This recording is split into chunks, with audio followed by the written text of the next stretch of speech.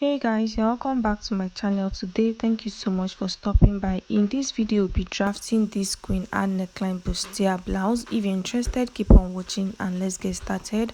So I already have my pattern paper on my work table and I'll go ahead and start taking my point. The distance from my shoulder to my chest line is 8 inches. Distance from my shoulder to my bust point is 10 inches. Distance from my shoulder to my under bust point is 13 inches, and the distance from my shoulder to the half length, which is my waistline, is 16 inches. I'll go ahead and rule straight lines across all these points.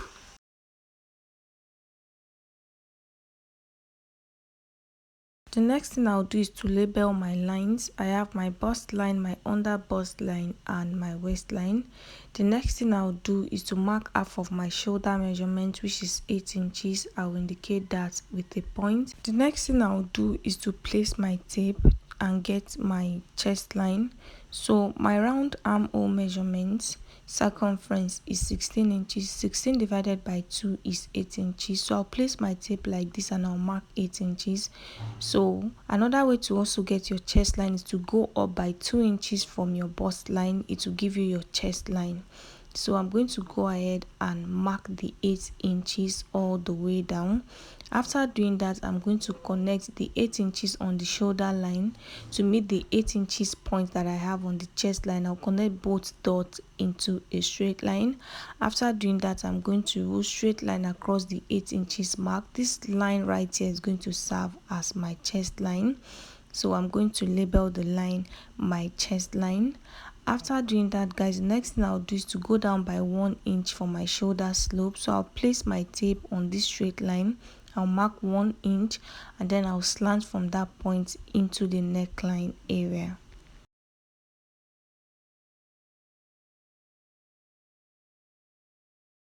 So guys, next now is to place my tape on this straight line right here and I'm going to mark the middle point. What I have is 7 inches. Half of 7 inches is 3.5 inches. I will indicate the 3.5 inches using my marker.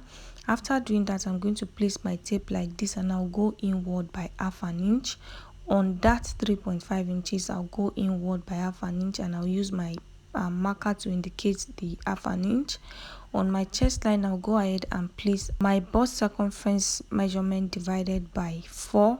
I'll also go ahead and indicate the measurements with a dot like this. After doing that, I'll use my ruler to connect from the shoulder slope to meet the half an inch and from there to meet the point on the chest line like this. The next thing I'll do, guys, is to take my bust span measurement, which is half of my nipple to nipple measurement. Mine is 4 inches. I'll go ahead and place the 4 inches on the chest line, the same 4 inches on the bust line, the same 4 inches on the under bust line, and 4 inches on the waistline. I'll indicate all the 4 inches with a dot. After doing that, I'm going to use my straight ruler to connect all these dots into a straight line.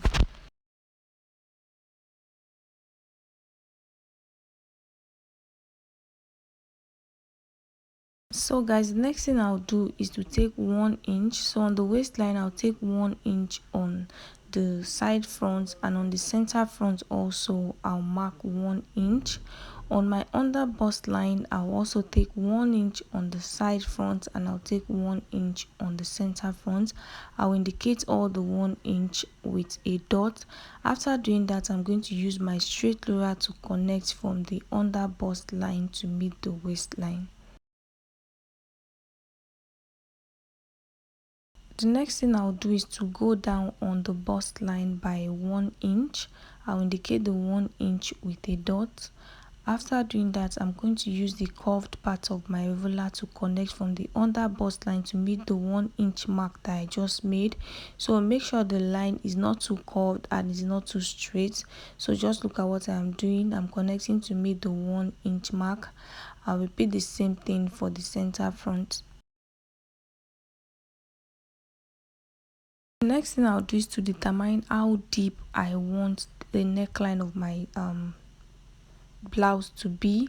So if you want your cleavage to show, you can just go up by 1 inch, and you can decide not to even go up at all. You can also do 2 inches if you want your chest area to be closed. For me, I'll be taking 1.5 inches. Okay, so this is going to be my new chest line. So I'll go up by 1.5 inches and I'll indicate with a dot. After doing that, I'll rule a straight line across the 1.5 inches. So this is going to be my chest line. This is how covered I want my chest line to be. So you don't have to do this if you don't want to. After doing that, I'm going to go ahead and extend my dart leg to meet that 1.5 inches mark.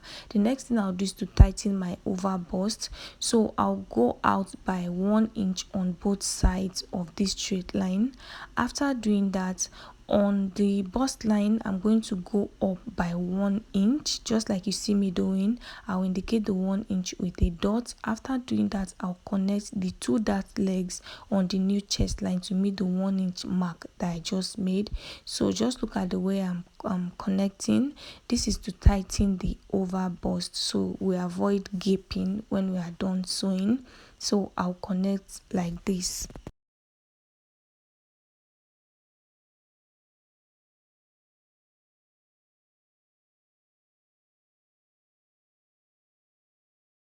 So guys, after connecting the darts, I'll go ahead and blend from the under bust line. I'll just blend to meet the mark on the chest line, just like you see me doing. Okay, so we have our bustier pattern. The next thing I'm going to do is to determine how deep I want the sweetheart neckline on the center front to be.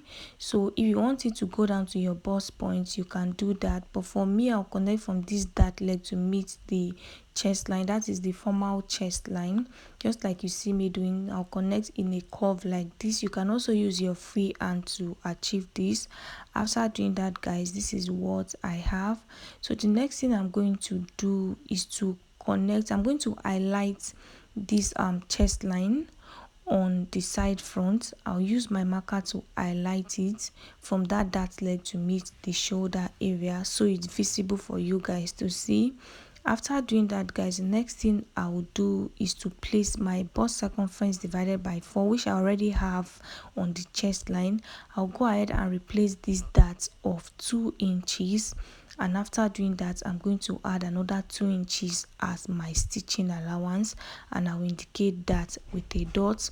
On the under bust line, I'll place my under bust circumference divided by 4. I'll replace this dart of 2 inches and I'll add 2 inches to that measurement for my stitching allowance. On the waistline, I'll place my waist circumference divided by 4. I'll also replace the dart and I'll add 2 inches to the measurement for my stitching allowance. After doing that, I'll go ahead and connect the dots together. So guys, the next thing I'll do is to determine the width of my neckline. So I'll be taking 3 inches. It depends on how wide you want your neckline to be. So for the width, I'll be taking 3 inches. There is no need to take any measurement for the depth. What I'll do is to place my tape on this highlighted line, and I'll just go in by 2.5 inches. Okay, so you can do 2 inches, you can do 3 inches, but I'm going in by 3.5 inches from that dart leg. So I'll mark 2.5 inches from the dart leg, and then I'll use my ruler to connect from the shoulder slope. That is the 3 inches that I just marked for my neck width. I'll connect from there to meet the 2.5 inches mark on the chest line, just like this. So we have created our queen and yoke or neckline yoke. After doing that, I'm going to tighten this yoke to avoid bulging. I went down by 1/2 inch from the yoke, and I'm going to slant it back into the other side of the yoke. So I'm going to cut this part out so that by the time I join the yoke together, it's going to be firm, it's not going to bulge. Okay, so I'm going to cut that part out when I'm cutting. So we already have our yoke. And yeah guys, that is all for the drafting of this front. I'm going to label my center front and my side front, and then I'll go ahead and cut. So look carefully so you know where to cut.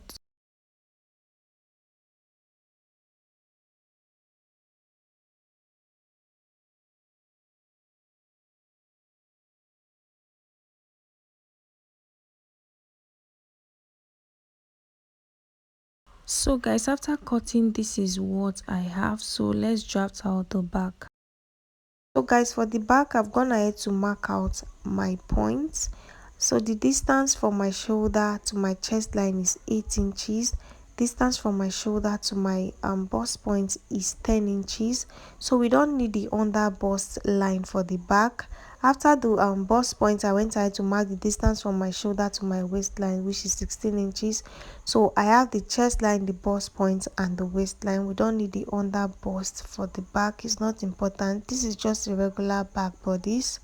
So what I'm going to do is to place my tape on the center back, and I'll take half of my shoulder measurement, which is 8 inches. I'll go ahead and place the same measurement on the chest line. After doing that, I'll connect the two dots into a straight line. The next thing I'm going to do is to go down by 1 inch for my shoulder slope. So I'm going to place my tape on this straight line, and I'll go down by 1 inch. I'll indicate the 1 inch with a point. After doing that, I'll slant from there into the neckline area.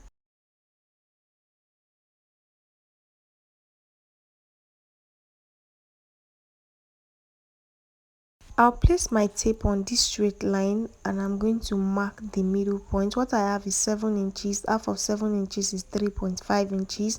I'll use my marker to mark the 3.5 inches. On the chest line, I'll place my bust circumference divided by 4. I'll also indicate that point. After doing that, I'll use my ruler to connect from the mark that I have on the straight line to meet the mark on the chest line like this.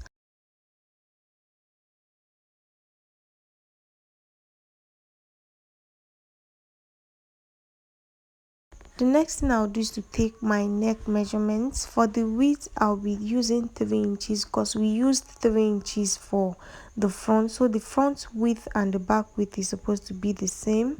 And for the depth, I'll be taking 1 inch because this is the back. I don't want it to be deep. After doing that, I'm going to go ahead and connect like this. After connecting, guys, the next thing I'll do is to take my bust pan measurement, which is half of my nipple to nipple measurement. Mine is 4 inches. I'm going to place the 4 inches on my chest line, on my bust line, and on my waistline. I will indicate everything with a dot. After doing that, I'm going to connect all the dots into a straight line.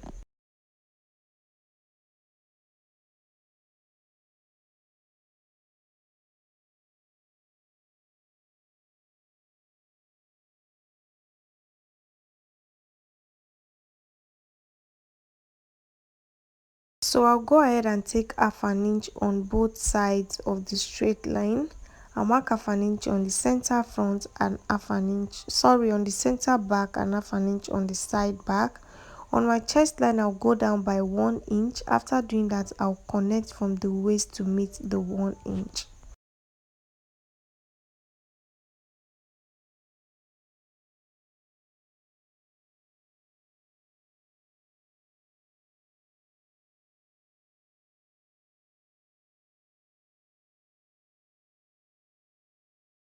After taking in my dart, next thing I'll do is to start placing my measurements. On the chest line, I already have my bust circumference divided by 4.